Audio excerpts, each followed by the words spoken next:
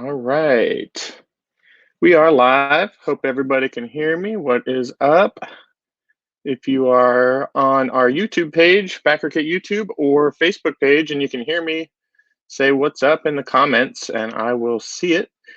Just keep in mind that if you are in our private Facebook group, I won't be able to comment back at you, but if you're in anything else, I will be able to. So yes. Cool. I'm going to let some people join. We have people coming up. The ticker's going up, up, up. So that's good. We'll let people come in here for a few minutes. While I am starting, I'm just going to give you a few intros myself. My name is Jason Furie. I am the Senior Community Manager at BackerKit. Been here for a little over 4 years, seen hundreds, thousands of campaigns come and go, all, funded, not funded, everything in between. So, have a lot of insight on what it takes to run a successful campaign.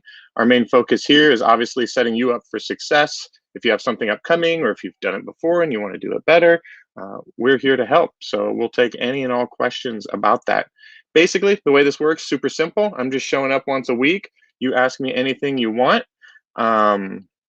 The stream will go for about 1 hour.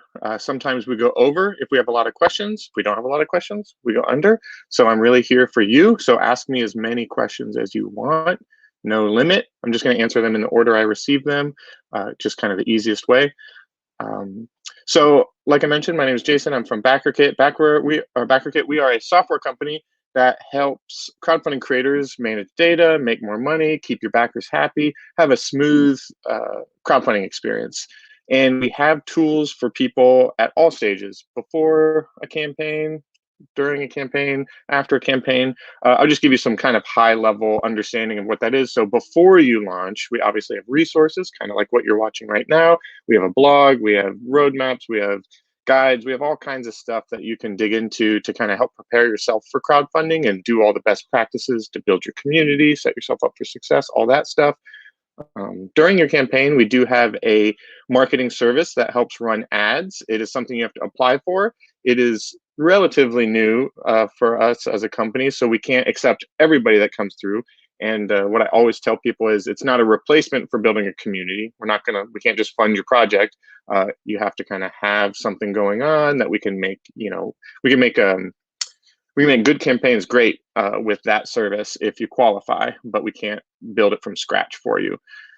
And lastly, we have our pledge management system, our pledge manager, which will help you, once you are funded, manage all that data. You're going to have mounds of data. You're going to have to become a business manager overnight. And we want you to have a smooth experience, not just for yourself as a creator, but for your backers. So that involves a survey to collect shipping information, a survey to maybe send out, to collect the information and make more money off of add-on sales, which we can talk about if you have any questions about it. And, sync with any of your third-party logistics companies just to make sure it's fluid. We don't store products. We don't send them out ourselves. We just give you the tools to manage all of that information and data smoothly and effectively so people get exactly what they want. So yeah, that said, I'm going to leave probably about a little less than a minute for people to throw in some questions in the comments. Just throw them in as we're going through the live stream. If something pops up, throw in a question. If you have 2 questions, throw in 2 questions. That's fine. And I will pull up the questions on the screen as we go along. Lastly, before we get started with the questions, I'm going to promote a upcoming webinar that we have. So these are just weekly live streams I've been doing.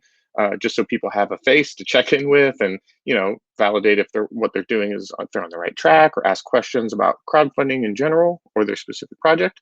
But we have a webinar that's going to be hyper focused on marketing and paid advertising, because that's a question we get more than almost anything. So I'm going to drop that in the comments right now. If you see that, you can click in there and you can RSVP now. And there's a Q&A section at the end of this as well, or at the end of that webinar as well. And we will have some other BackerKit employees there that work on the marketing team to answer those questions along with myself. I'll be co-hosting it. But be sure to RSVP to that webinar because it's really important. It's called Crash Course in Marketing and Advertising for Crowdfunding.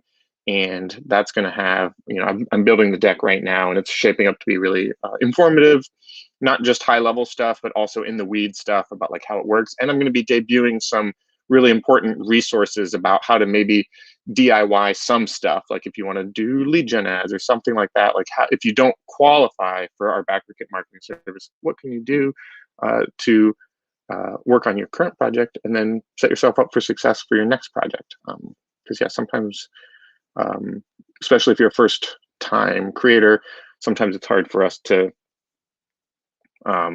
partner because we don't know. There's too many unknowns. It's less predictive. So we want to make sure that we are giving value to every project that we work with. So we want to make sure. So there's a, signing up will put you through that flow, and we can identify what stage you're at and be super transparent and honest with you throughout. If it's not a good fit, we'll just say it's not a good fit. And that's just beneficial to everybody in the long term. So let's keep that in mind. So without further ado, I'm going to start answering questions. So I think I saw a few in Facebook. Let me double check. I think one of them didn't come through. So let me check on that really quick. I'm going to view. Sorry if it sounds funky for a second. Boom, boom, boom. Yeah, we did get a few questions that didn't sync for some reason. So I'm going to answer those first. I won't be able to pull it up on the screen, but I can answer it. Hope everybody's doing all right. Hope you're having a good week so far. Hope you're getting a lot of progress done on your crowdfunding projects. I hope that you're moving forward in the ways you want to move forward. So yeah, it looks like we had one question that was about, you know what? I'm going to skip that for now. Sorry, I'm just wasting time. I'm going to get out of there. If you asked a question and you don't see it, just throw it in there again. But let's see. I'm going to start right here. Boo, boo, boo. Below the Stone official. Very cool. How long do you plan on having the stream go? Answer that one. An hour, about.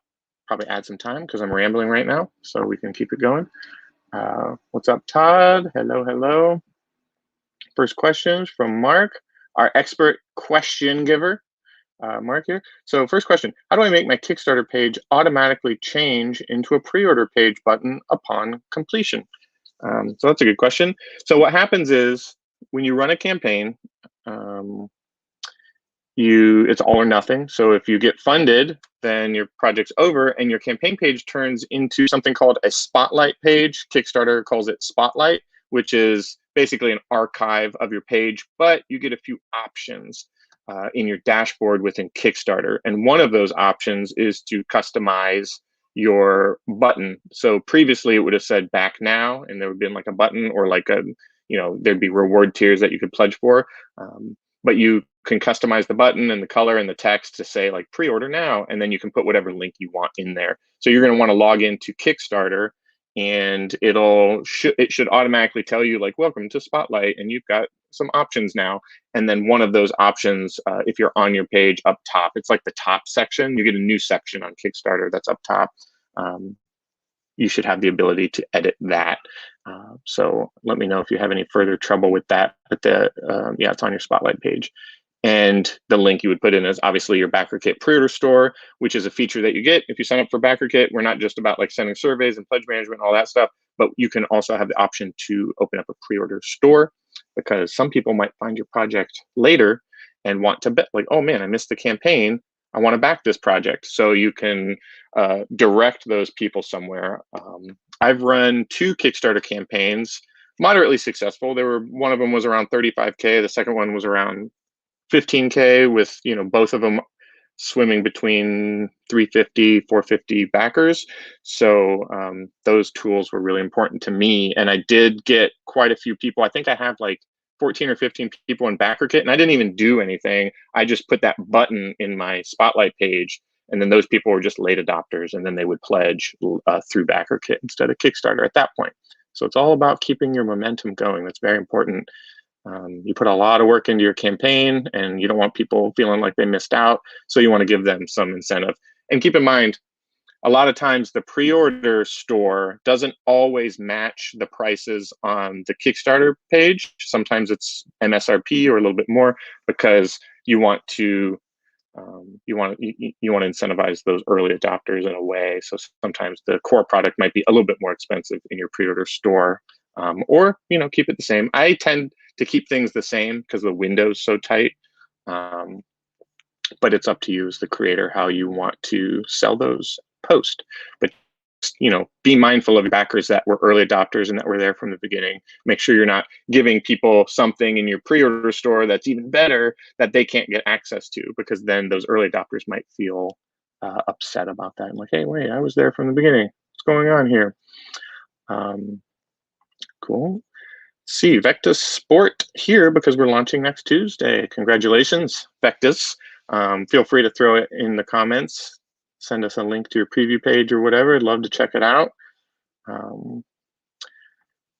Below the Stone Official, appreciate you doing this. A lot of people need this sort of thing.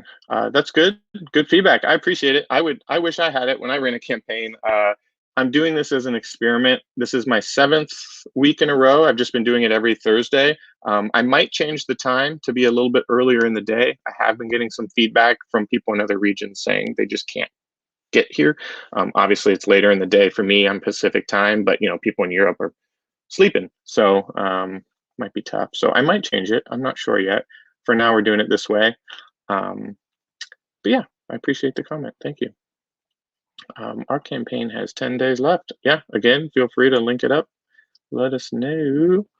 So here we go. Yuban Lee, thank you for the comment. Or for the question. Any advice for getting a video game email list built up from the ground up? Yes, I think it should always be from the ground up because you are creating something unique. You have a unique brand, a unique voice, a unique product. So it's okay to do like brand marketing and have like, if you're a game maker, like your company, or if you're a board game maker, your board game company, or if you're really into movies, you're like movie newsletter where you do like movie reviews and stuff like that. That's kind of what I'm into. It's okay to do that, but yeah, from the ground up, this is how you do it. And the hardest thing for people is, where do I start? Just start with friends and family. Start with coworkers. Start with people you interact with on a day-to-day basis. If you go to a game event, whether it's digital or in person, share your product with people. Give people a way to sign up for your email list. This should be something that everybody in this live stream should be doing right now. It's never too soon to start building your email list. If you don't know what your product is yet, 100%, I'm sure you know what theme it is or what category it is. So you could just have Kickstarter coming soon, just kind of have it be more intriguing that you're doing something, but always have a way, because you're going to have conversations with people. You're going to meet new people. You're going to get advice from different types of people. You're going to trade notes with people, play test a game or a video game or a board game, or if you have a product and you want to get some feedback. Everybody that interacts with you or your product at any moment from this point forward should be at least offered the opportunity to join your email list. So I would encourage everybody listening, if you were to leave right now, the last thing I would say was build your landing page, get that going, because you need that. And I think it's super important that you have that, and you can do that through BackerKit. You can build a landing page now. You have a feature to do that now if you sign up for a BackerKit account, and then also you can do it on MailChimp, Squarespace. All those platforms have that ability. It's a newer feature for BackerKit, so I'll roll out some more detailed information at the next webinar and share some examples. But for now, my main point is build your email list. So for video games specifically, you're going to want to focus on your game, obviously, who's playing it, who knows about it, blah, blah, blah, blah. Get those people informed and signed up any way you can. And you don't always have to have incentive to sign up outside of learn about the like maybe you'll share process videos or pictures in your email list, but like, what's the value? Like, why should somebody sign up for your email list? It could just be a look behind the curtain. Say, hey, I'm making a game and I want to share the process with you. Join my email list. And people can be like, oh, that sounds interesting. Or tease people. Like if you have a landing page, you can have like a mini process video or a few screenshots of the game in like a rough form. Never be afraid to show your products in rough form. People love that. They want to live vicariously through this experience. So you could just find creative ways to show people that there are wheels rolling and that all is going to inevitably lead to a Kickstarter. You can always hype the Kickstarter, but get people in there from the ground up. Like, I like being a part of projects from the ground up. So like, if I know you're building a game now, I don't care how far along you are. I just want to know that you're doing it and that you're excited about it as a creator. And if that's the case, then I want to kind of like join you in this adventure. And then ultimately you will run a Kickstarter. And ultimately, if I'm engaging with your email list or your social media or whatever, I'm going to be inclined to back the project, because you're building community. You're not building buyers. Technically, you're building a community. And if they don't buy from you the first time, that's fine. Just, maintain your excitement for the product and maintain your energy for it. And I think that will be really obvious to people. Like, and ultimately it's their decision whether or not to open up their wallet. But just give them all the opportunity. They can say no, they can say yes. It's up to them. But for video games, to kind of I could talk for days about very specific things. I would say attending events, probably digital, for the most part right now, and joining people's Discord channels and stuff like that is going to be really important for you. But you're going to want to study a little bit about like other projects and like-minded projects, because you don't always just want to be asking for stuff. I always kind of give people, when you're first starting to build a community, do a 20-80 rule, where 80% of the time you're just talking about your process and other people's projects and things that inspire you, and other like cool articles you found online or cool art from games you admire. You're kind of sharing a lot of that stuff to paint a picture of who you are and what you're inspired by. And then 20% of the time you're asking for something, because if you're just asking for something all the time, that's not going to really build a good community. It's just like, buy my thing, buy my thing, buy my thing. That'll get annoying to people. So you want to kind of swim in the community and the environment and your different category within gaming, and put up, don't always ask for stuff in return too. Just share other people's stuff and be excited about other people's stuff, and show the world that you are already a part of the community at large, video games, but you also have a niche community going on centered around your specific video game.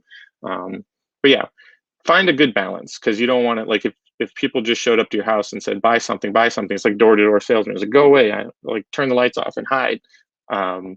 That's what I would do. So, but if you're engaging and you're sharing process and you're sharing experiences and other people's projects, people are gonna be like, oh, this is pretty cool. I like this. I might support this one day.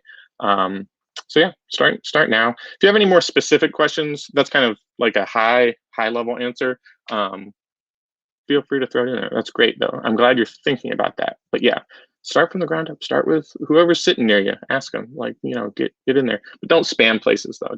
Don't try and just like hijack places either. Like, be respectful of other people's communities. Like, I don't build a community so people can come in and ask like for stuff. Like, it's more about conversations and like, how can we help each other instead of just that. There'll be a time and place. It'll be obvious.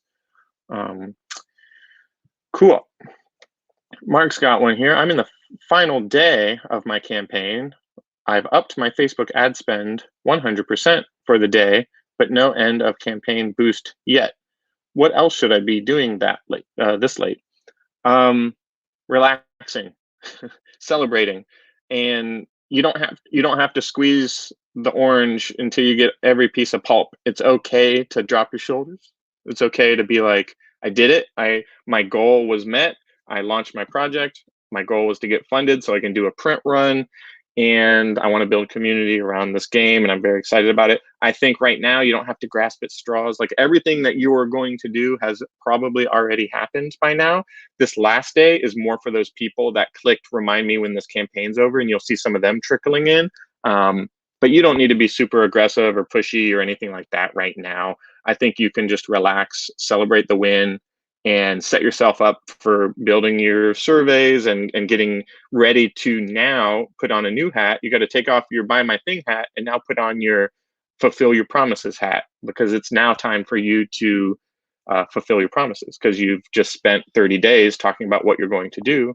Now you have to do it. So I would just take a break tonight, relax, send an update that thanks everybody. Once your campaign is over, be very appreciative of those people that believed in your idea as a first-time creator. And then tomorrow, you get to work on fulfillment. Start building your surveys, start setting up your manufacturing. And like, now that you know you'll get X amount of dollars, you can really start focusing on the fulfillment side of things, because you want to maintain your reputation and maintain your excitement for the project.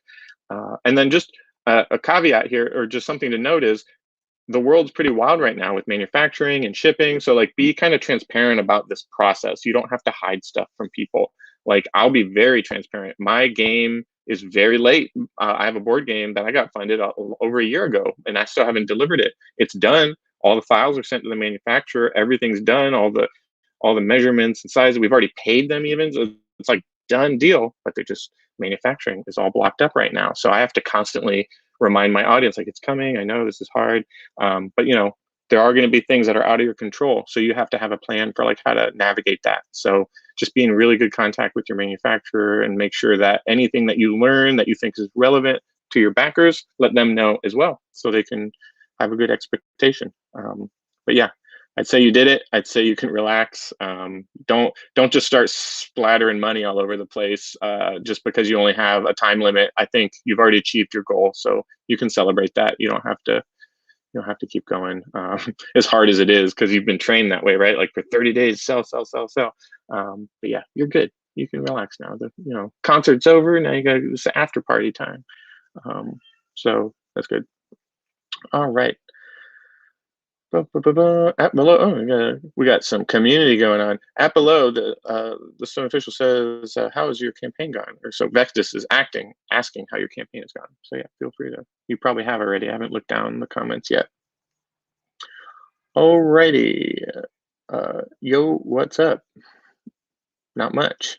Thanks. The average cost per lead on Facebook for emails on a landing page for Kickstarter and Indiegogo campaigns after this iOS 14 update usually. So there was an iOS 14 update that did have some privacy things in it that has affected. I can't really get into like nitty gritty numbers or like averages. I will say that it did take a hit for a minute, but there's people, people are really scrappy. They're finding like workarounds, or it's more predictable now. But there's absolutely no way for me to drop a number for average cost per lead, because it depends on so many factors, like the images you're using, the copy you're using, what time of day you're doing it, what budget is it, what category are you, what's your product look like. There's so much to factor in that it would be wrong of me to give you just an answer, as much as I would love to just be like 4. It just wouldn't make sense, and I don't want to build false expectation for anybody either. So I'm confidently going to say I can't answer that question. But maybe people in the comments can talk about their experience, especially people with live campaigns running ads. If you're open to sharing that, you can share kind of like what your goals are for cost per lead and stuff like that. But yeah, I will say people are absolutely still running ads on campaigns. Performance marketing is still very, very good for crowdfunding, and it's working mostly on Facebook. So it didn't ruin the industry. It just made people have to like pivot and change their expectations a little bit. So yeah, apologies, I don't have like a really solid numerical answer for you, but that's just not how it works, unfortunately. It's very tough for me to do that. Even averages are kind of tough, because it can be like to the moon, or it can be 6 feet underground. You have there's like it all depends on your product and all the stuff that you've put into it. We're at 31K. Very nice. That's a very good number. How many pre-K signups do you have? It's very, yep. What is the average cost per lead? Oh, same question. We got some nice comments going on. Should I ride the hype wave to announce a new Kickstarter campaign linked to the first game, or should I wait until my first is fulfilled? That's a good question. I'm excited that you're thinking about the next campaign, but I would hold off probably. It's okay to build some intrigue, especially for your backers. Maybe like something private for the backers would be nice. But people aren't going to be super excited about it until 2 things happen. One, that you've earned their trust by fulfilling their first project. You have to do that first. You have to actually send it to them, and they have to hold it before they're going to get super excited about your next project. And 2, you got a lot of work to do on your project. So I would focus more on community engagement. I don't think people are going to be so like super antsy to learn about what's next, because they might think that you're spending your time and effort on your next game, which would delay this current game from getting into their hands. Because right now, people just want to get what they signed up for. So I would put all my energy on that, at least now, at least for the next few months, until you have product on hand, or you can send out that email saying that like all my games are shipping now, so people can like, and then you can start worrying about that. But yeah, I think it's premature to start announcing your next Kickstarter campaign right now. Plus, you're not going to be able to get it like approved to launch until this thing's fulfilled from Kickstarter anyway. So I don't see a lot of point in doing that right now, personally. It's all about fulfillment. Boo, boo, boo. Jason, international shipping is a big deal. This is correct. What can you say about preparing for that? Well, I would say do a lot of research, because it depends on your region, where you're from, what's going on there, and I don't know if you're U.S. based or not, but I do know I've seen a trend of a lot of first-time creators limiting their shipping. So they might just do, if they're based in the USA, they'll just do a USA only campaign, like for this one, and say, if there's demand, we'll open it up internationally. But for our first time campaign, due to the nature of manufacturing and shipping costs, we're not gonna, we're too small to handle those mysteries. It's just too much that could end up hurting us. So a lot of projects are kind of limiting to their region that they know they can fulfill in without extravagant costs. Because as you know, shipping, there's a few strategies. I'll give you one as an answer. So besides doing research on your region and getting estimates for your weights and like the boxes you're going to use, try and get the best idea of what shipping is going to cost. But it can change from month to month right now, so it's pretty wild. Something you can do, something you can consider, which is a trend I see more and more, is charge for shipping after your campaign is over. This would be done for a few reasons. One, you can offer people a better price for shipping long term. Like they won't know immediately. You still have to come up with like estimates, like by region, it's going to be about this much, give or take. But you can be more predictive with it, and you can like kind of charge people a more fair price for what they're doing. Because what's going to happen is you're either going to overcharge people or undercharge people significantly if you're just guessing. So I don't feel good in either scenario. I don't want to make money off people paying more for shipping, and I don't want to lose money because I didn't set up my shipping correctly. So what I usually advise is charging shipping after the campaign. Obviously, you're in a BackerKit live stream, so I'm going to suggest that you do it through BackerKit, because you can send surveys after you're funded, and then that's where you'll collect their address, and that's where you can also collect the final shipping costs. But you're also going to give them an opportunity to purchase an extra copy of your product or any add-ons that you have. And if you are selling add-ons and you are offering them through the BackerKit survey, keep in mind BackerKit does take a cut of that to 3.5%, but Kickstarter takes 5%. So you'll actually save money if you do it through BackerKit, because all those add-ons, that new add-on feature on Kickstarter is great that they're thinking of that, and that's in there, and that they're acknowledging that that's something people want, because it is.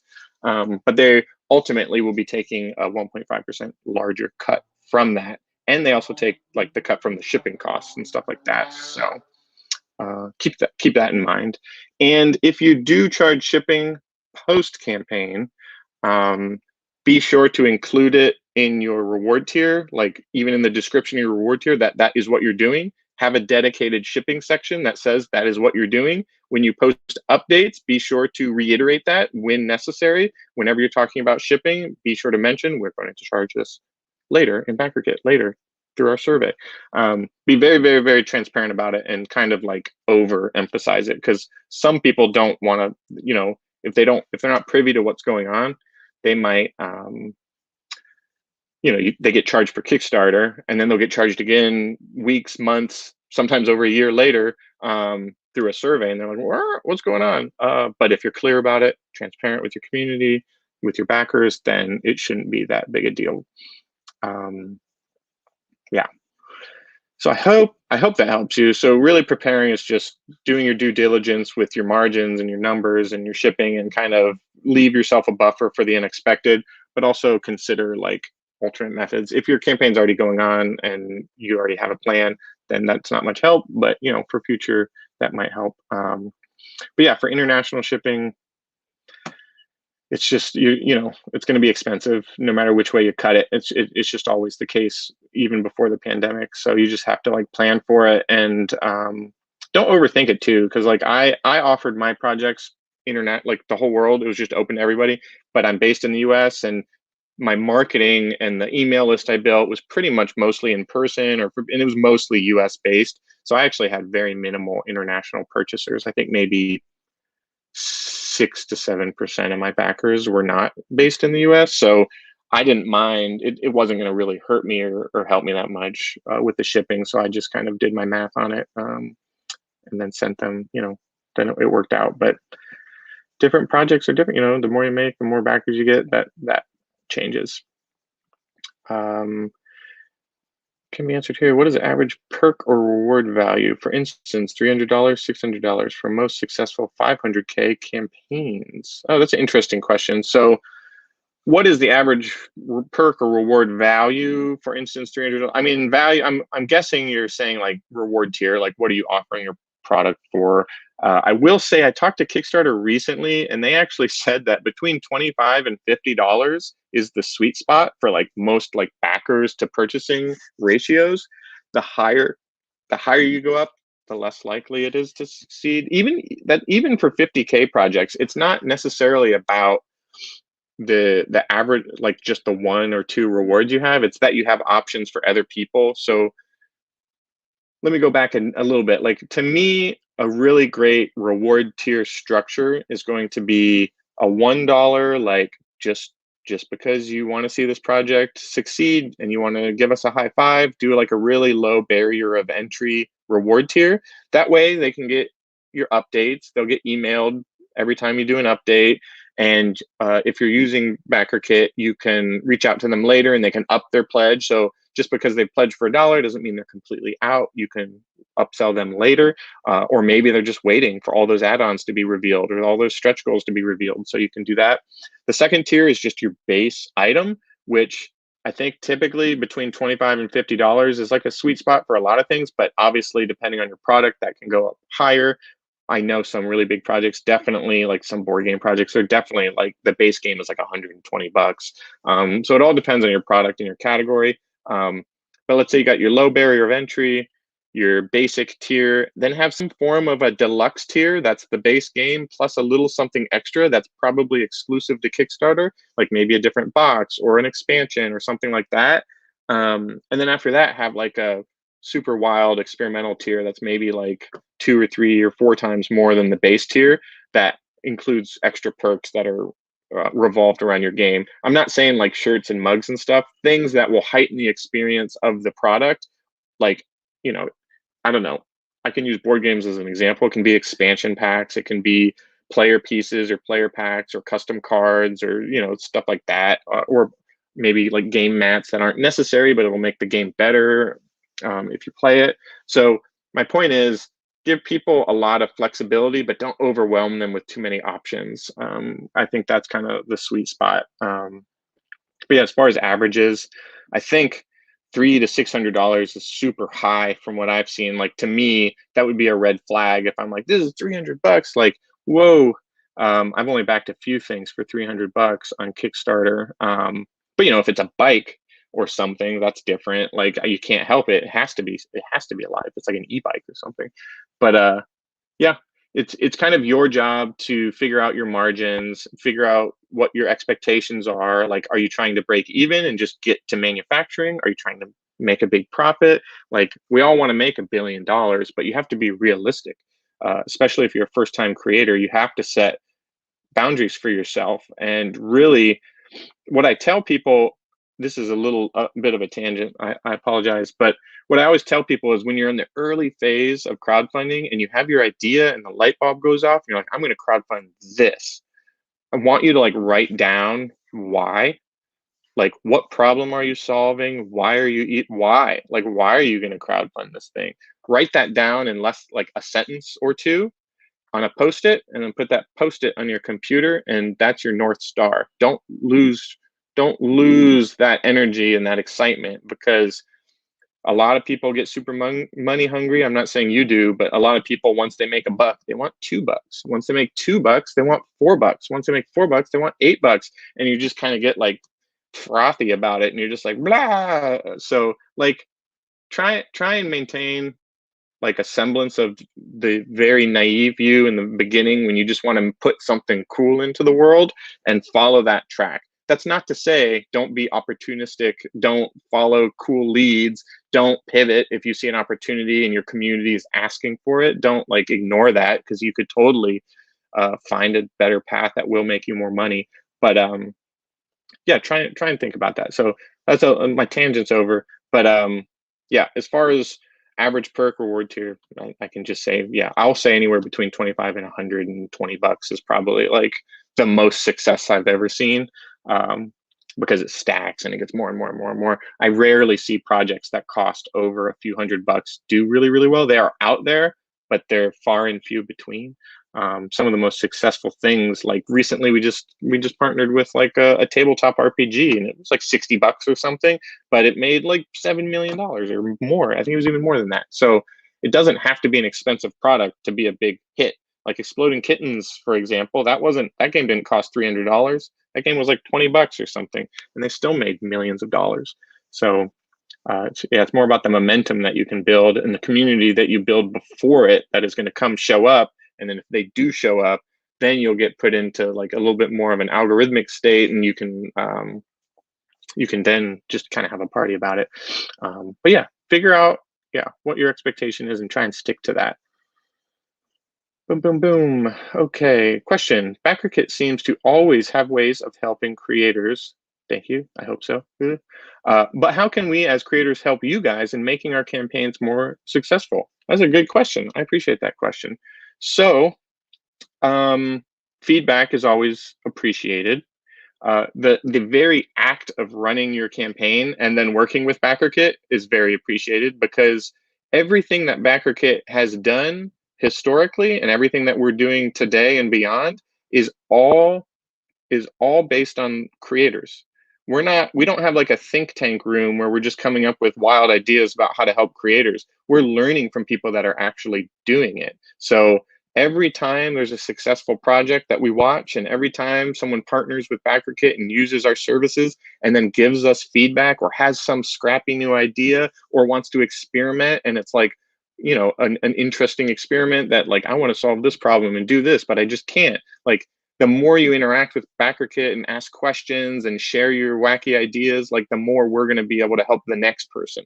Everything we do, every tool we've built is influenced by the projects before it. It's not just like it doesn't just come out of thin air. So I think that's kind of a sappy answer, but yeah, like the number one way is to like use our services, share your process, give us feedback. If something doesn't work, let us know. If something works really well, let us know so we can potentially scale it up.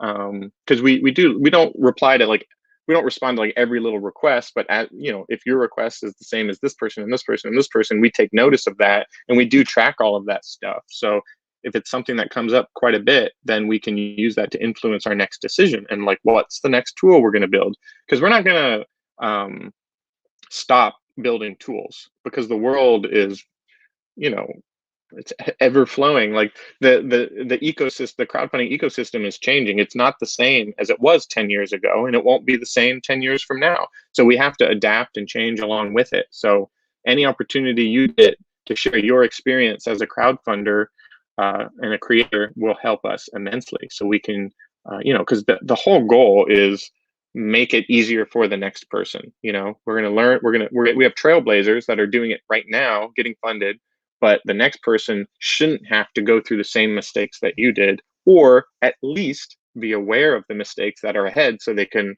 plan for it. It could be more expected. So it's not such a like, what's going on? This is crowdfunding's wild. Like it might be wild and hard work, but if it's more predictive, it's more tolerable, And if it's more predictive and more tolerable, then there's more success. So yeah, I appreciate that question though. If anything else comes to mind, I'll let you know. Like, yeah, like buy me lunch, something like that. I don't know. But yeah, very good, thoughtful question. I appreciate that. We guess, yeah, we got that one. Todd's driving, so he won't be able to ask or act much, but he'll be lurking and enjoying the info. That's cool. Stay safe, Todd. Keep your hands on the wheel. Keep your eye on the road. Put the air on. If you're feeling sleepy, put some music on. 80s pop, pop rock, synth pop. That'll do it. That'll keep you up. Get some aha going. You'll be good to go. So yeah, stay awake. All right, here's a question from Jared Huss. What's up? What are some good ways to grow your social media pages on platforms you aren't currently on? Example, we have a decent Facebook following, but are looking to grow our Instagram and Twitter pages. Okay, this is a great question. Social media. So, little asterisk before we begin. The number one thing that you want to be doing is funneling people to your landing page to capture their email address. That's your number one focus. But social media is one of the main ways people do that. So you do need to foster and build strong social media foundation so you can use it to gather emails. So be mindful of that. So like every time you're building 1 or 2 people on Facebook, you have to give them opportunities to sign up for your email, because the algorithms on social media, I couldn't even explain them to you. They're different every minute of every day. It's always thinking. It's like the Terminator robot. It's just like constantly like just moving and grooving and transforming. So it's really not predictive. So you have to be careful. If you build I would take 100 emails over 1,000 followers on Facebook any day of the week, because you have a direct connection with them. You have an opportunity to reach out to them, and you know they're going to get it. That's why email is so great. Like, of course, there's spam filters and stuff like that, but what other medium is there where they at least have to delete it? Like with Facebook and Instagram and stuff, they might not even get it in their feed. It might not even ever show up for them, or they might follow so many other things that you'll just never see it. They'll just never see it. But email, you got to interact. You got to at least say shut up and turn it off or delete it or unsubscribe from it. So yeah, that's my like caveat. It's like, be sure to eye on the prize is email. But this question, to answer your question, social media pages. My number one advice for social media is always, I would first double down on what you love to do instead of adopting a new page. Like if Facebook is working out decent for you, I would spend more time figuring out how to make decent turn into great on Facebook instead of just having decent on Facebook and Instagram and Twitter. Like you don't want a bunch of decent platforms because they might be the same people, just on different platforms.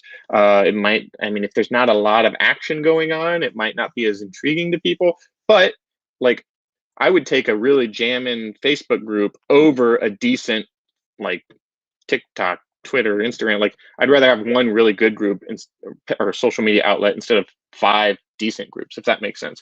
Don't mean to like stick on that word a lot, but I'm just saying my point is, if something's working, that's telling you something. So that means that, people enjoy it, they're interacting with it that way. So figure out how to give them more value, figure out how to double down on that, and figure out how to build that even bigger than it already is.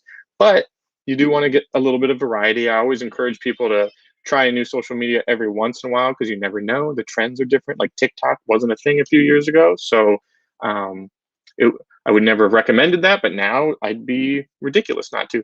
My strategy is typically, I really like Facebook and Instagram, mostly Instagram. I'm comfortable with it. It's very visual. I do a lot of art and share toy pictures, and I have like podcasts and stuff. So I can share that information in a way that I like to a lot. But I always encourage people to every once in a while experiment with something. So I'm trying to experiment with TikTok a little bit. I'm probably way too old to be on TikTok, but I'm trying it because there is a lot of potential there right now. But keep in mind, like, you get 1 million TikTok followers, what does that even mean? And what does that mean for crowdfunding? Like, I don't even know the answer to that. Like, maybe that's good, maybe it's bad, I don't know. Like, the question you should be asking is, how do I turn this into emails or get people to my like campaign page? Because like just saying I've got a live campaign might not be enough, because they might not ever see it. So really focus on that email gathering.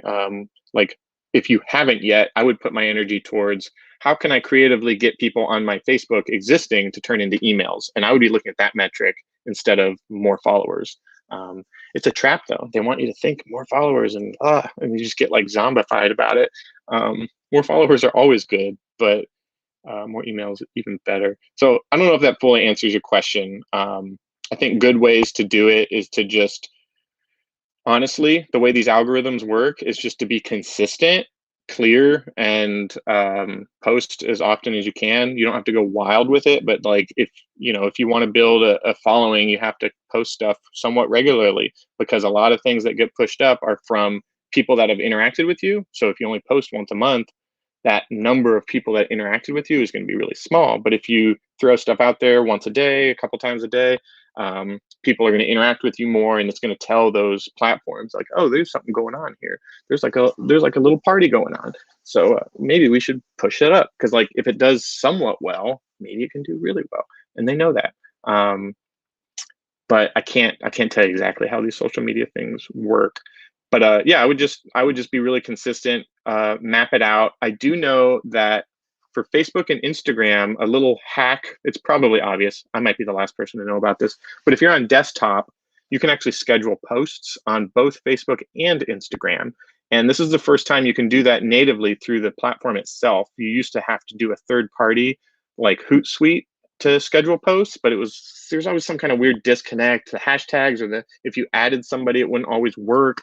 But if you sign up for if you have a business page, like on Facebook, Instagram, for example, and you download the app for your Facebook Business Manager, whatever it's called, you can go on your desktop and you can actually schedule posts. So you could schedule a post a day for a month in just like an hour or two or whatever, and just have some cool strategy and do that. And then that consistency will be there. And then you can still post as needed, but it's in addition to your planned out strategy. So you can kind of make sure that no matter what, people are going to be getting something every day or every 2 days or every 3 days or every week, whatever you want to do. And then in between the cracks, I'll be posting things just so I can stay engaged. But maybe you do scheduled photos throughout the month, and then you spend your energy on stories and reels and like more video type stuff. Because I will tell you, when it comes to social media, another tip I can give you is, let's use Instagram as an example. Instagram has a lot of ways you can create content. You can do a photo, a video, a reel, a story, IGTV. There's all kinds of ways that you can push out content. And there's different like reasons you would do each. But my advice is, if you see a platform adopt something new, let's use IGTV, for example, which is Instagram's version of TikTok, kind of. They're trying to compete with TikTok by having this like video stream. They want it to succeed. Instagram wants you to use IGTV. If you're not using IGTV, you're probably not going to get boosted as much by them. But they are internally, I can't say this factually, I can just say it based on what I've seen and friends have done. I have a lot of friends that are very successful on social media. If you adopt their newest, like do a reel and IGTV on Instagram, those will probably get more interaction than just a post, like a picture or a video post. Adopt the new things that they're using, because if they want people to also use it, they want to be the market leader. So you want to use it. So I don't know. I hope that helps. And see and track it, and sign up for business accounts on both. Like if you have your brand, sign up for a business account, because then you can get insights and analytics. It'll tell you who's interacting with what posts and what frequency, and which posts do better than other posts. And then maybe do that for a month, and then look at your analytics and be like, what's worked the best? And then do more of that, because obviously it's your community telling you, this is what I like the most. So, if you got a buffet that's got everything, but everyone's just eating the corn, double down on the corn. You know what I mean? That's what people want. It doesn't matter what's on the menu. It only matters what people are eating. That's my dumb analogy for the day, but it's very real, especially with social media. Pew, pew, pew. Moving on, RM. Thought they said REM for a minute. Got music on the brain because Todd's driving. So I was thinking about what I'd listen to. I have read through blogs to always put a lower funding amount so you can help boost your Kickstarter page. And it shows that it's funded and shows up on projects we love. But what if this backfires? I think this is a myth that needs to be dispelled. I think a lot of people will try and tell you what's up, but they don't really know what's up. There's this magical algorithm that's out there. It's like the tooth fairy, where it's like the Kickstarter algorithm. Uh, there's two things I want to comment about this. One, just from the beginning, I think, not to be like, I'm just being like super honest. It's like the wrong, like you're thinking about the wrong problem here. What people try and gravitate to is, how can Kickstarter fund my project, or how can they drive traffic? I always recommend, whether you're on Kickstarter, Indiegogo, no matter what platform you're on, don't put into your strategy that they're going to do anything for you. Not that they can't, not that they won't drive traffic and put you on a front page or a project you love or whatever, like whatever. But just 0% of your funds are going to come from your platform. If you think that way, you're going to have a lot better experience. It's really what you bring to the party, not who's already there or who can the party bring to you. It's up to you to build your community, to build your social media, to build your email list, and then bring them there. And if you do that correctly, and if you do that right, then those other things are in addition to. It's never the other way around. If Kickstarter and Indiegogo had a really good way to like boost projects, and like if they were responsible for getting funded, we wouldn't even have to build community. All we would have to do is launch projects, and everybody would be funded. If Kickstarter really brought that much traffic, we wouldn't have to do a lot of work as creators and entrepreneurs. So that in itself should tell you that that's not a good way to like strategize. You really have to just pretend that they're not gonna drive you any traffic, and they will. I think there's like a percentage that like inevitably a little bit of traffic might come from them, but you have to like prove that you have something that people want first.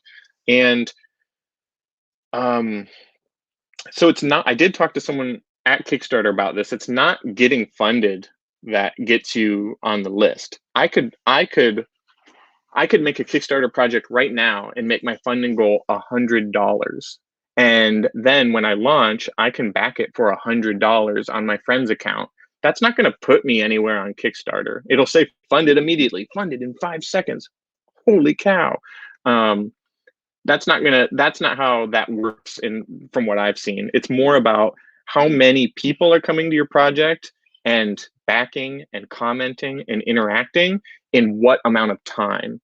Ideally, you want a lot of people to come in a short amount of time. So that's why we're talking about email. That's why we're talking about social media. If you have a really strong email address, let's say you have, or email account, let's say you have 1,000 people on an email list, and you send them an email the day you launch, and 200 of them back you. Boom, boom, boom, boom, boom, boom. That's like a party. That's officially a party. And then at that point, Kickstarter might perk their ears up and be like, what's going on here? And then maybe you'll get on the new hot, like under your category, like up and coming projects or almost funded, or get on the front page, or maybe you'll get thrown in a newsletter. But there's really no rhyme or reason to it. Like, because I've seen projects do really well and not get put up anywhere. And I've seen projects do moderately well and get put into it. So I don't really have advice on exactly how that works, other than don't count on it, because that could backfire, as you say. And then as far as projects we love, I always want that, just because it's nice. It's like, a sticker that says you're cool.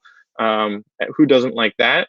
But I don't see any correlation between that and projects being funded. So again, I've funded 2 projects. One of them was not a project we love, and it actually made way more. The second one was a project they loved, but it made like half as less. I see no correlation between that. It's just a nice gesture, but it doesn't. My opinion is it doesn't have any effect on what's going on. So don't spend time thinking about how to get that kind of stuff. Spend time thinking about how to build your email list, is my number one takeaway from that question. But yeah. Pew, pew, pew. Here's a great question from Will. Hello. What is the average percent of backers that are previous Kickstarter purchasers versus new Kickstarter purchasers? What segments have the most new Kickstarter purchasers? What is the highest percent that you have seen of new Kickstarter purchasers? Whoa, that's a good question. BackerKit Launch will answer these questions for you. That's the beauty of BackerKit Launch. So it's a tool that we have where you can upload your email list or your previous campaigns, and we can tell you if they've used Kickstarter before. And that's very important information, especially for first timers.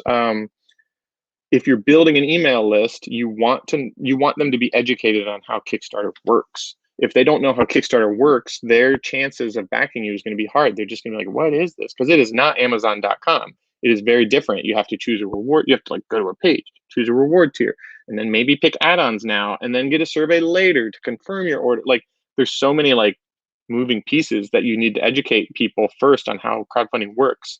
But if you want to get I can't tell you like a percentage of backers in general. I think there's some data out there. I can't like grab it really quick, but I will say that people that back one project typically back two projects, and then so on and so forth. So really what you want is you want your email list to be people that have backed something, because then they're already educated on how crowdfunding works. They're already signed up for Kickstarter. They've already plugged in their information, so you don't have to convince them to do that. But specifically for your community and your list, you should just think about like how many people on my list are educated, because what you might end up having to do is build your email up to 500 people. Then you plug it into BackerKit launch and it says only 10% of these people have backed something on Kickstarter. Then you might want to send them a how does Kickstarter work email to kind of prepare them and say, hey, when we launch, this is how you do it step by step. You sign up here, then you click this, then you do that. So there might be some education needed. As far as what segments have the most new Kickstarter purchases, that's a good question. I don't know the answer to it. What is the highest percent that you have seen on Kickstarter purchases? I think tabletop is a pretty jammin' category because it's a collector's game. Rarely do people buy one board game and they're like, I've got a board game. I'm done with board games. They want to buy more. Personally, I'm a big tabletop gamer. I own probably 20 games I've never even played because I'm ridiculous. But that's that buyer persona. It's a collector's mentality. You're kind of buying boredom insurance for the rest of your life. Like I'll never be bored again because I own all these games. If I'm bored, I'll just open up one of my new 5,000 games I own.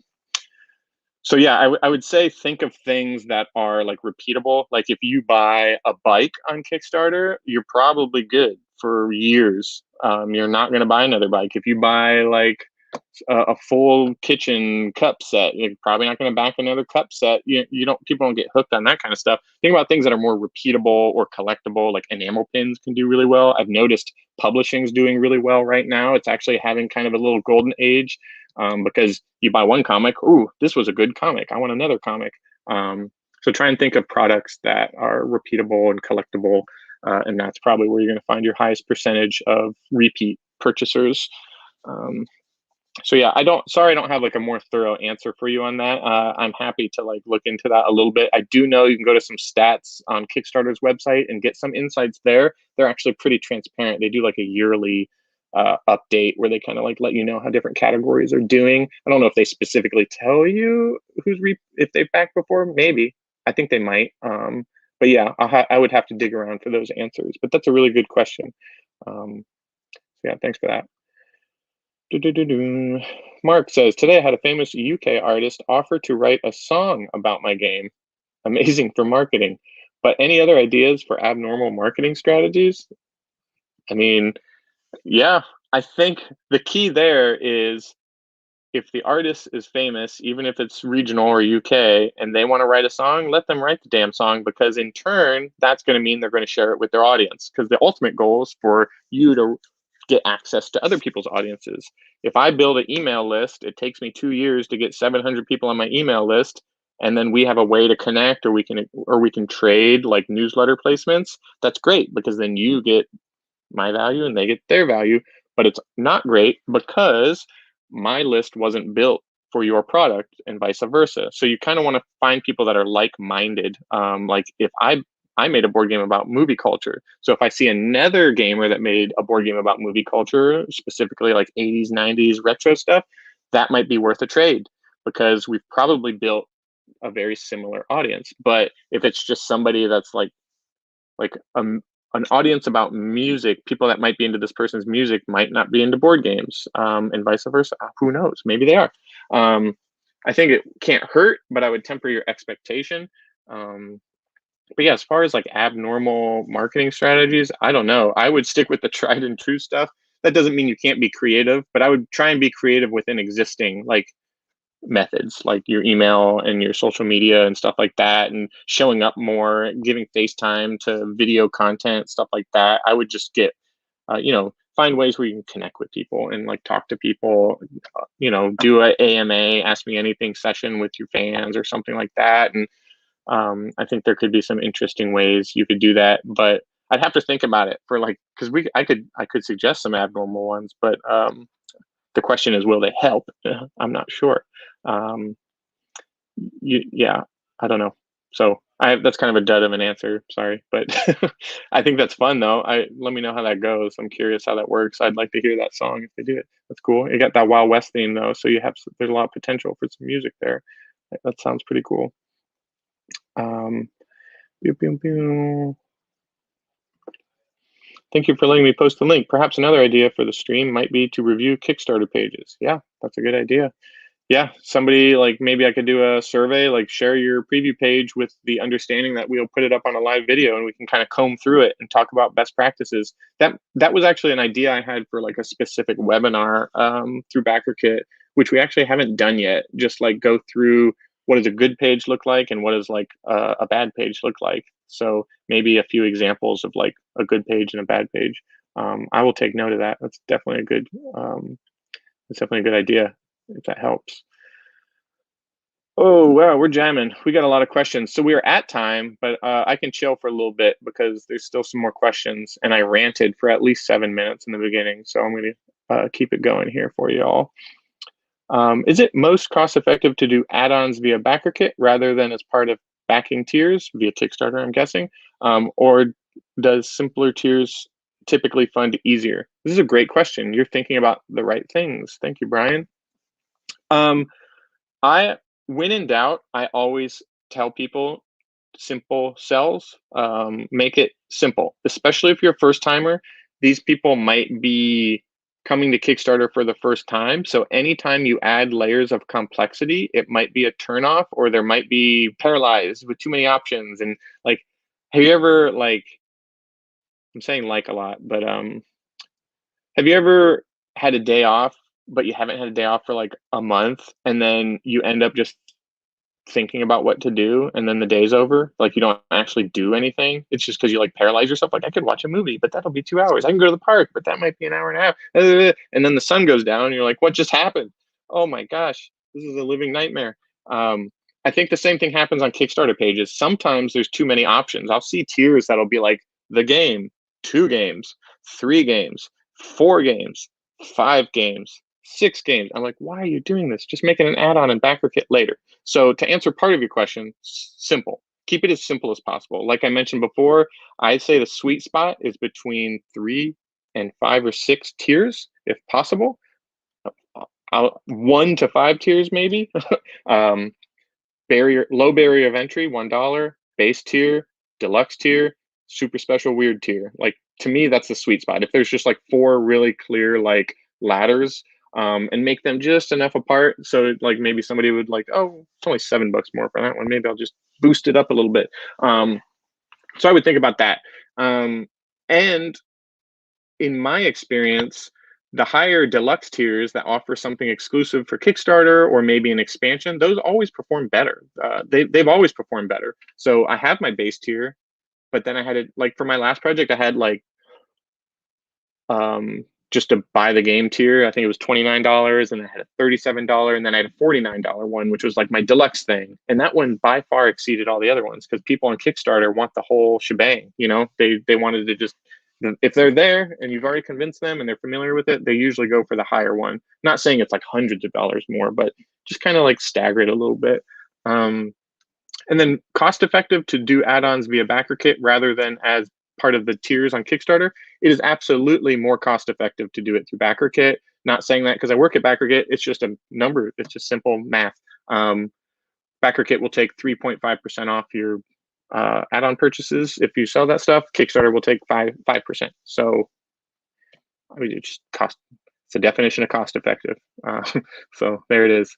So yeah, if you are going to use BackerKit, I would do it through BackerKit. But keep in mind, if you do it through Kickstarter, that information will be imported into BackerKit, and you can still offer add-ons. You can do both, because some people have different strategies. Like, the thing about people doing it on Kickstarter is that will go towards your funding goal. So if you have like a higher funding goal, or if you want to be braggadocious about how much you made, or if you have a certain milestone you want to hit, you can have those funds go towards your public funding goal. But if you charge it later, those funds will be collected elsewhere and not publicly visible technically. So I don't know. To me, that's not that big a deal. Who cares? I don't need to brag about anything. I just want to make a game. You know what I mean? I don't need to tell anybody about how great I am. I just want to put something cool into the world. But yeah, more cost effective. That's your. I should have just said that. How do you find more people who are like you, who feel like they want to be a part of the journey? That's exactly what I'm trying to do. I've been at this for 6 months, and it's been a time worth sharing. Yeah, it's definitely time consuming to do this. I always tell people to look inward. What communities are you a part of? What newsletters have you signed up for? Where do you go when you go online and interact with people? And take notes. Like, use yourself as a guinea pig, and what gets you to sign up, what gets you to engage, and that's your answer. And it is dependent on your product and who you are. But for me personally, I can only tell you, I made a board game about renting movies in the 80s and 90s. So I would go online and I would look for communities of people that used to work at video stores. I would go look for Discord channels where people were talking about movies. I would go to movie review websites and go in their comment section and join their groups. And it's also a board game. So I did the same thing with just general board gaming, but it's a casual board game. So I wanted to find people that were more like me and find groups that spoke to casual gamers, not hardcore gamers, because that wasn't my audience. People that are really into like miniatures aren't going to care about my game because it's simple. It's just like a party game, you know? So it's really about finding your niche and then visiting them. And it's not always about the quantity of the people, it's about the quality of the people. So it can be a very small group, but they might be super dedicated and they'll probably be more likely to do that. But with me, it was a lot of events, digital and physical. It was a lot of forums and Discord channels and following other people.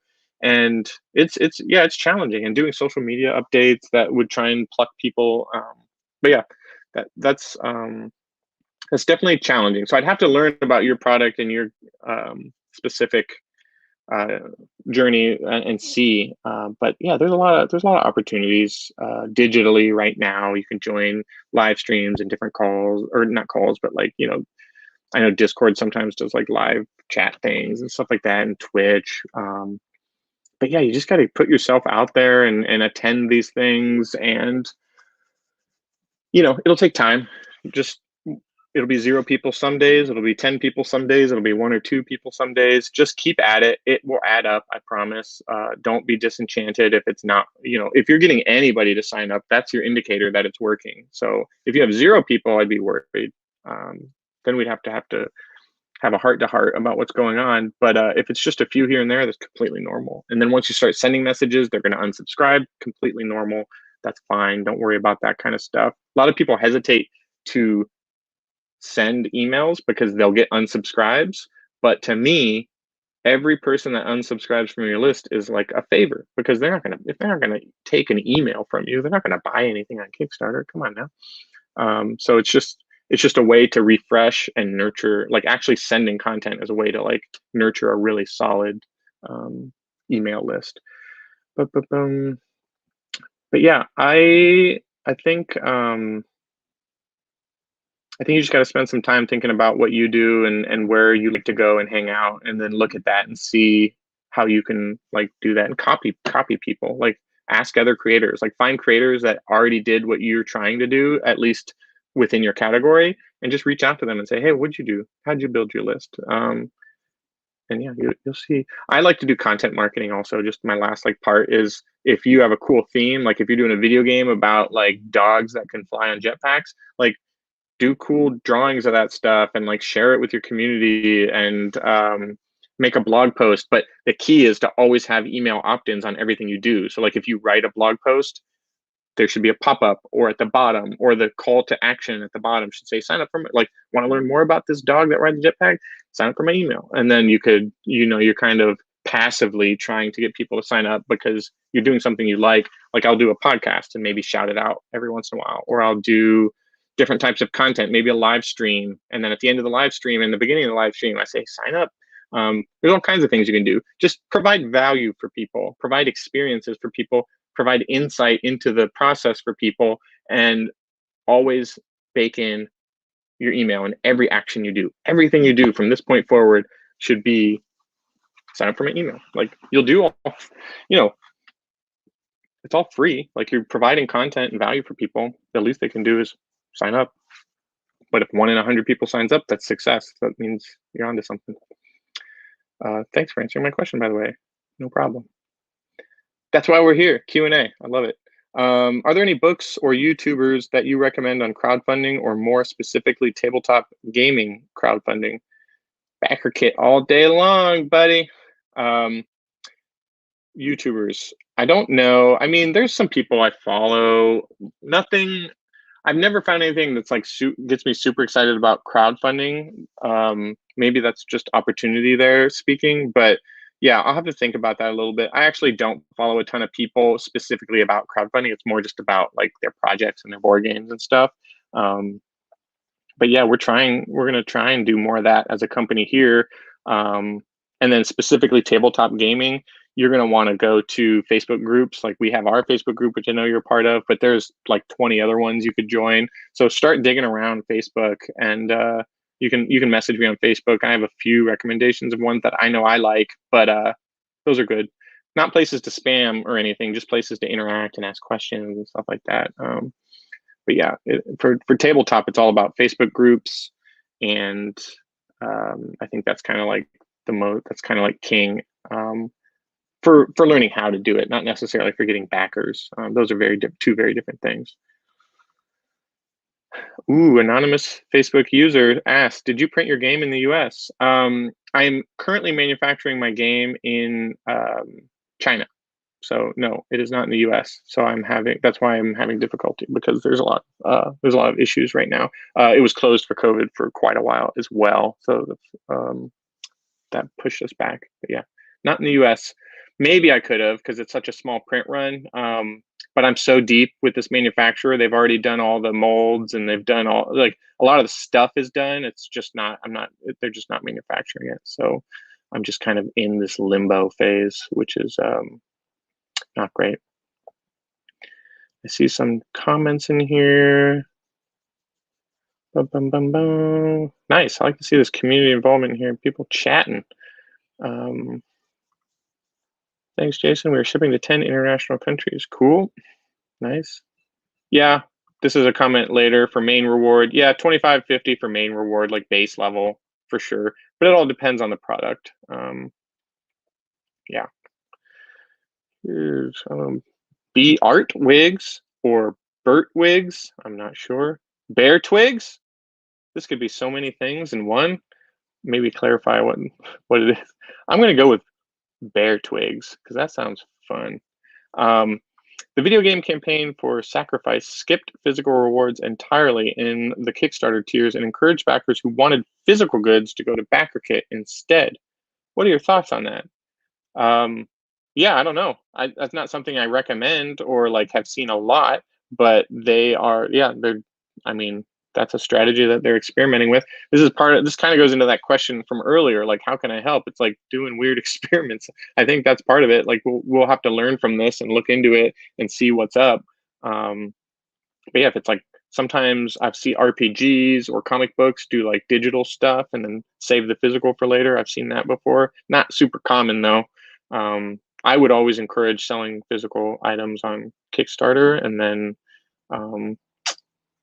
yeah, I think that's just somebody wanting BackerKit to be the all-in-one place to just do everything.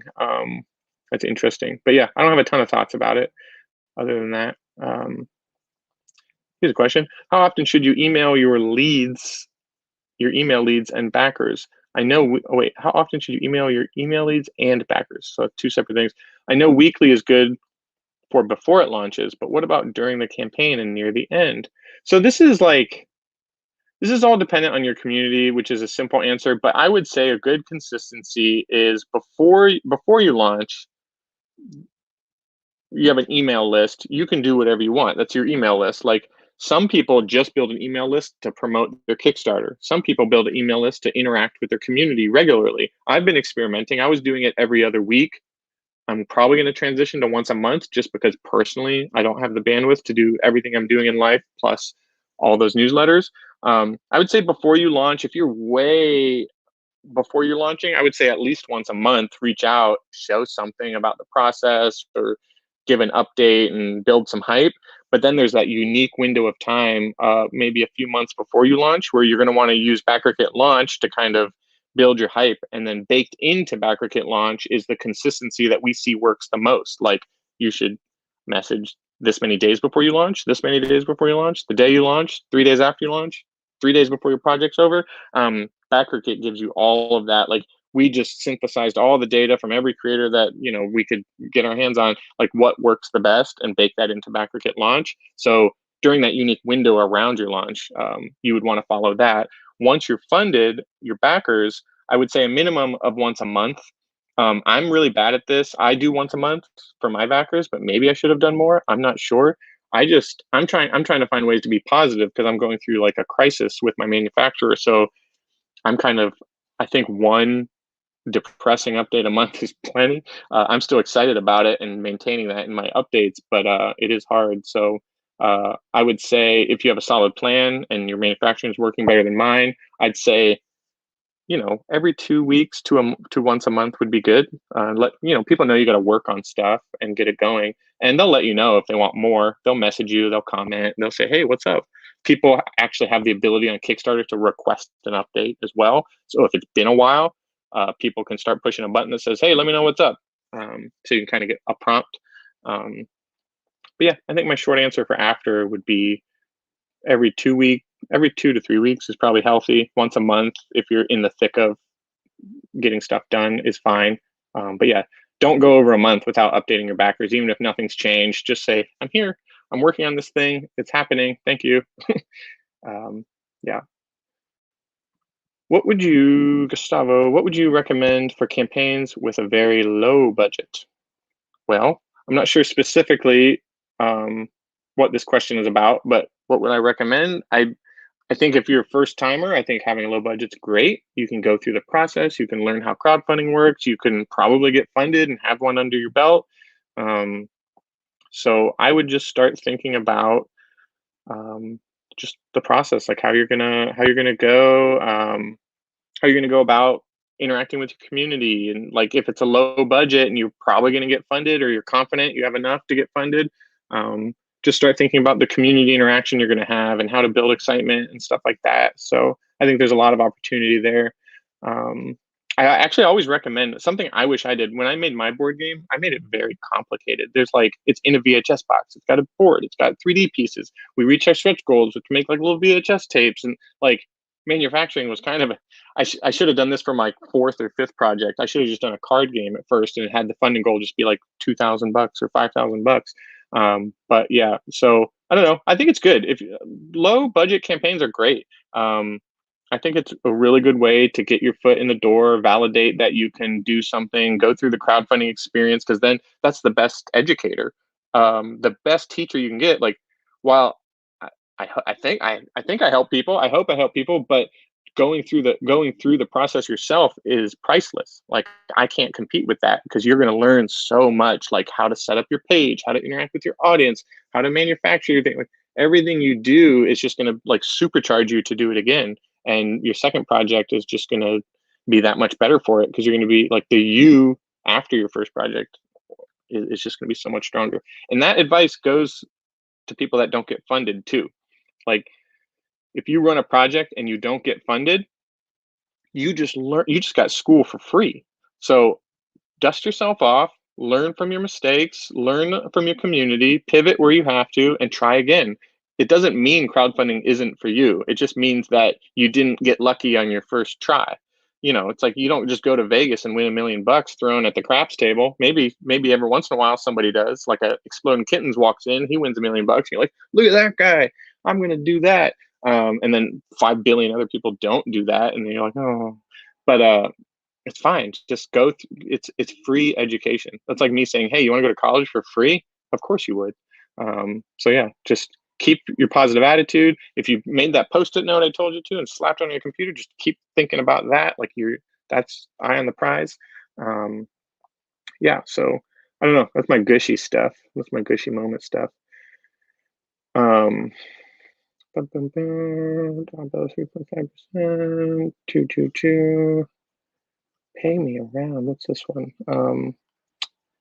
I pay somewhere around $100 per month pre-marketing and gain about 50 emails, but about thrice the amount of Facebook followers. I like your usage of thrice. It's very inspirational. Thank you. I think you're having a conversation with somebody that I'm not privy to, but that's good. I think that's great. That's a good return. I would do that. If I spent $100 and got 50 emails, I would be happy with that. That's a good margin. Yeah, keep it up. So it's a great live stream. I'm hooked and subscribing. Setting up my BackerKit today. Excellent. I love to hear it. Hope this is helpful to you. Let's see, Ryan's got one. You mentioned BackerKit's more economical add-on fee, 3.5% versus Kickstarter's 5%, but how do credit card fees factor into that? Are the credit card fees on top of the 3 for blah, blah, blah, blah, blah? Yeah, I mean, I can't answer this completely right now because this isn't my strong suit, and I hate throwing out official numbers when it comes to this stuff because there are Stripe fees like on Kickstarter and stuff like that, and there are fees for the payments on BackerKit and stuff. I don't know exactly what that is. I have to inform myself.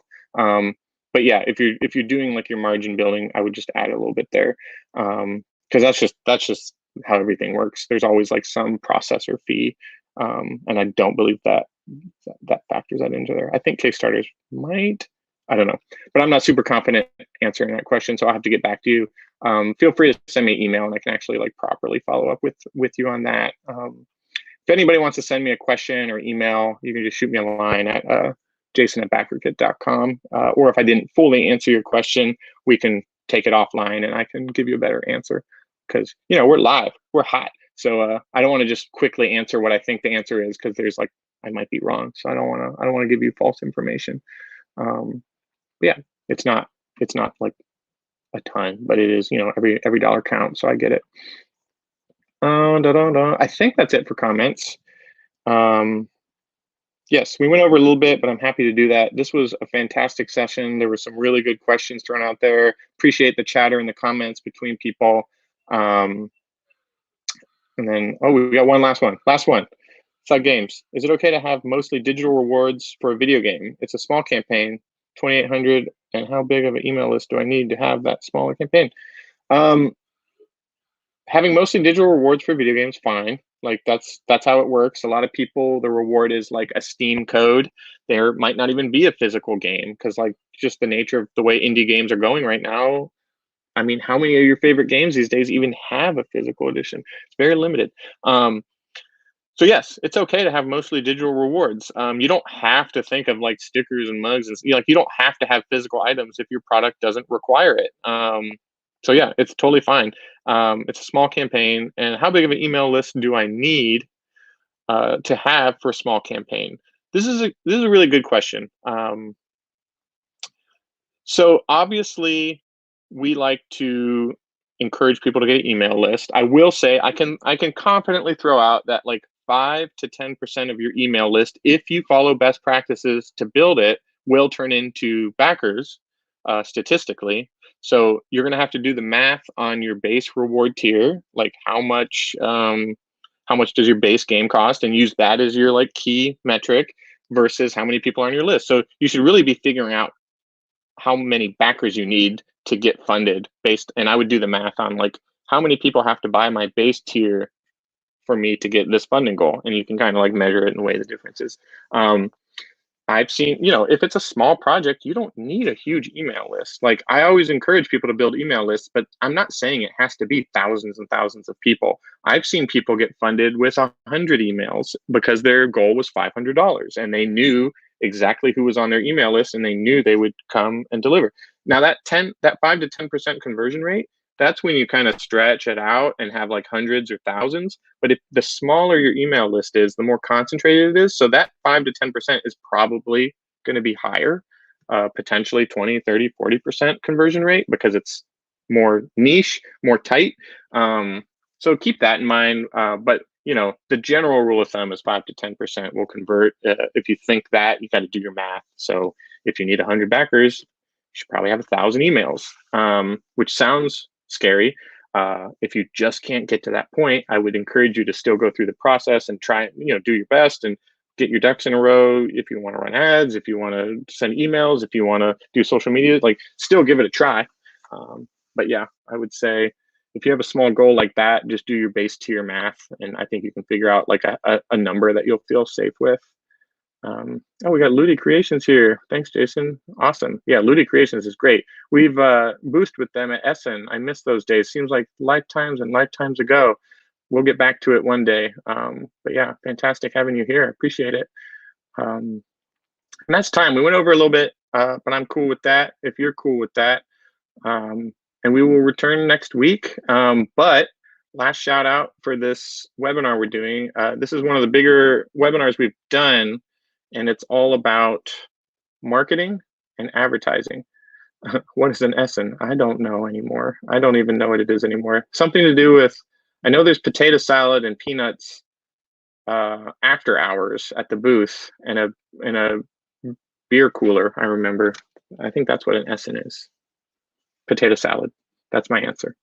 But yeah, there's your webinar link. Check that out if you haven't yet. It's called Crash Course in Marketing and Advertising for Crowdfunding.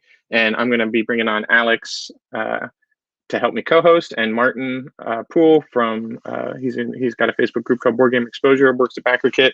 He's going to help me in the comments, answer some questions for any deep divey in the weeds questions that we get to specialty.